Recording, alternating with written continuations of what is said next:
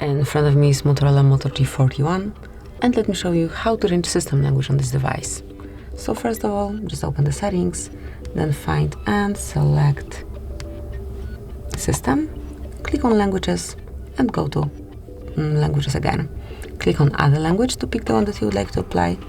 As you can see, you can scroll through all of available languages quite quickly and just pick the one that you want to apply.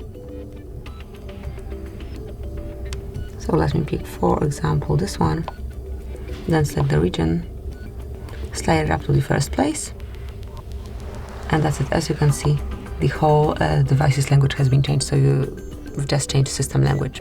And this is how it works. So that would be all. This is it. Thank you for watching. Please subscribe to our channel and leave the thumbs up.